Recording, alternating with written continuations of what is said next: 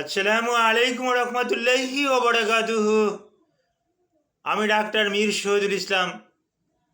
আমার চেম্বার থেকে আমি আপনাদের মাঝে সংযুক্ত হয়েছি। আর অনেকেই আমার চেম্বারের ঠিকানাটা একটু জানতে চেয়েছেন যে স্যার, আপনাকে ভালো লাগে, আপনার সাথে একটু সাক্ষাৎ করতে চাই, কোথায় আসলে সাক্ষাৎ করতে পারবো। জি, ওই সমস্ত ভাইদের উদ্দেশ্যে বলবো, আপনার রোগ থাক কি রোগ না থাক, আপনি আমার চেম্বারে আসলে আমি কিন্তু খুব খুশি হই। আপনাকে নিয়ে একত্রে একটু চা কফি খেতে পারলে আমারও ভালো লাগবে। তো ওই ভাইদের উদ্দেশ্যে বলবো, একটু গুগলে, ইয়াহুতে, অ্যামাজনে, অর্থাৎ যে সমস্ত সার্চ ইঞ্জিন আছে এর যে কোনো একটা অপশনে গিয়ে লিখবেন ডক্টর মীর শহীদুল ইসলাম। ডক্টর মীর শহীদুল ইসলাম বাংলায় লেখেন, ইংরেজিতে লেখেন, কোনো অসুবিধা নাই। আমার যাবতীয় তথ্যাদি পেয়ে যাবেন। শুধু তথ্যাদি না, ওখানে আপনি লোকেশনটাও পেয়ে যাবেন। হ্যাঁ, যে শুভেচ্ছা 255 শেখগার সিলেট, এই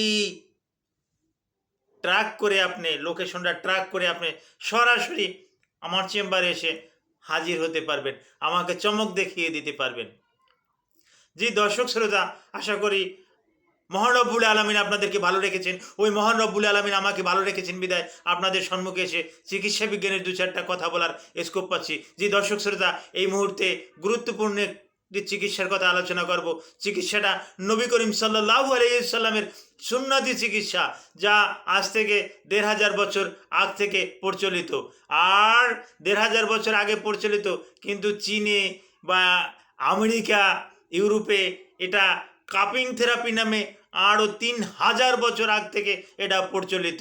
তো যাই হোক, নবী করিম সাল্লাল্লাহু আলাইহি সাল্লাম এটাকে হিজামা, কাপিং থেরাপি বা রক্তমক্ষণ, হ্যাঁ, এই নামে আমরা আখ্যায়িত করি। তো আরবিতে এটাকে বলা হয় হিজামা। এই হিজামাটা আসছে ওই আরবি অক্ষর হাজম থেকে।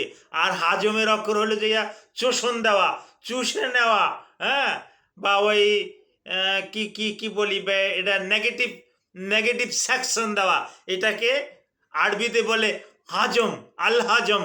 এই আল হাজমের অর্থ চুষে নেওয়া, হ্যাঁ, মক্ষণ করা। তো এই হাদিসগুলো আপনারা সহিহ বুখারীতে পেয়ে যাবেন।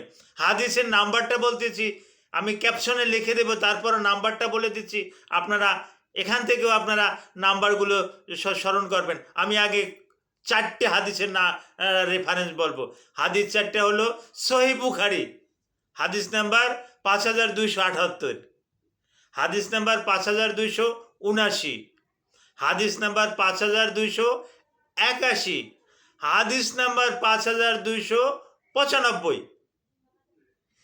এই 5295 নম্বর হাদিসে নবী করিম সাল্লাল্লাহু আলাইহি সাল্লাম উল্লেখ করেছেন যে আমি আমার উম্মতের জন্য 3টা চিকিৎসা পছন্দ করি। এই 3টা চিকিৎসা হলো রোগীকে মধু খাইয়ে রোগ ভালো করা। আর আরেকটা চিকিৎসা আছে যেটা লোহাকে আগুনে পুড়ে ছেঁকা দেওয়া।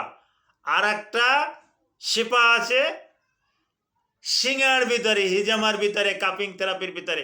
নবী করিম সাল্লাল্লাহু আলাইহি সাল্লাম বললেন যে আমি আমার উম্মতের জন্য আগুনে সেঁক দেওয়াটা এইটাকে অপছন্দ করি, তাই এটা আমি আমার চিকিৎসা ধারায় রাখলাম না। তো হিজামা আরবি শব্দ, এটার বাংলা অর্থ রক্তমক্ষণ করা।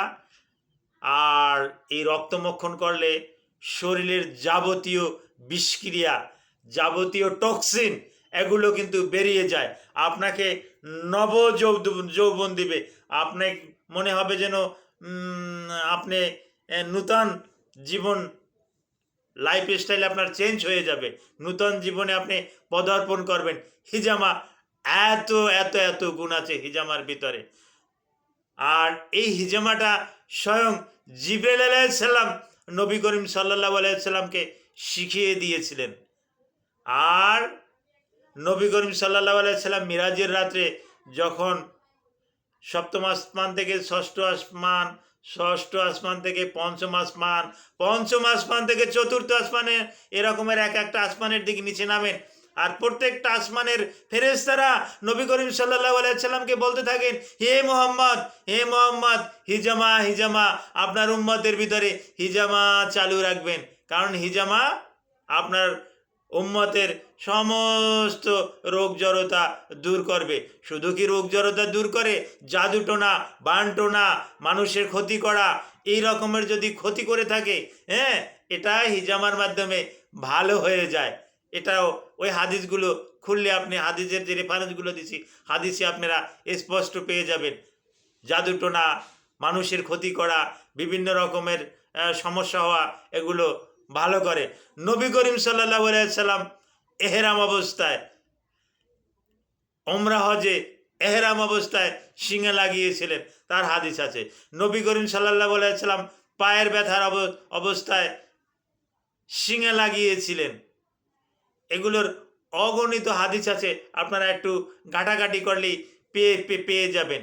যিনি হিজামা করালো, নবী করিম সাল্লাল্লাহু আলাইহি সাল্লাম বলেন, যে ব্যক্তি হিজামা করালো ওই ব্যক্তি কতই না উত্তম, ওই ব্যক্তি কতই না উত্তম। ওই ব্যক্তির মেরুদণ্ডটাকে শক্ত করলো, ওই ব্যক্তির ঘাটটাকে শক্ত করলো, ওই ব্যক্তিটা নূতন জীবন শুরু করলো। হ্যাঁ, আলজাইমারের ডিসঅর্ডার, ব্রেনে যে একটা স্মরণ শক্তির লোপ পাওয়া, এটা সম্পূর্ণরূপে দ্রুবতী হয়ে যায়। আমি তো এটা দেখেছি, আমি আজকের কয়েক বছর যাবৎ করি, তো আমিও দেখেছি যাদের করেছি তার আলহামদুলিল্লাহ ভালো। অনেকের মাথায় টাক, ভালো চুল ওঠে না, চুল গজায় না, এই মাথায় হিজামা করার পরিপ্রেক্ষিতে তাদের চুল হয়ে গেছে। এই মাথায় হিজামা একটু কঠিন ব্যাপার, এ ব্যাপারে একটু শিখতে হবে। তো আপনাদের ভিতরে বলছি, যদি কোনো ভাই যদি হিজামা শিখতে চান, তো আর আমার কাছে আসতে পারেন।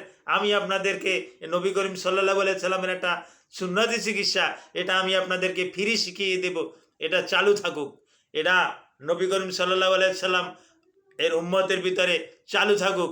সাহাবারা কিন্তু নিয়মিত কিন্তু একে অপরের হিজামা করতেন, এটা কিন্তু সাহাবেদের ভিতরে রেওয়াজ ছিল, তাবিনদের ভিতরে রেওয়াজ ছিল, তাবিনদের ভিতরে এই রেওয়াজটা ছিল। তারা কিন্তু হিজামাটা কিন্তু চালিয়ে গেছে। আপনি কেন চালাচ্ছেন না, আমি কেন চালাচ্ছি না? কেন এত বড় একটা সুন্নাত থেকে আমরা বিমূঢ় হয়ে আছি? এটা আমার বোধগম্য নয়। অনেক ওলামায়ে কেরামকে জিজ্ঞাসা করি, হুজুর আপনি কি হিজামা সম্পর্কে কিছু বলতে পারেন? আমি তো জানি। তারপরে উনি একটু এদিক ওদিকে তাকায়, তারপর সে বলে যে এই নামটাই তো আপনার কাছে এই প্রথম শুনলাম, হিজামা আবারটা কি? তারা জানেই না রক্তমক্ষণটা কি, শিঙে লাগানোটা কি।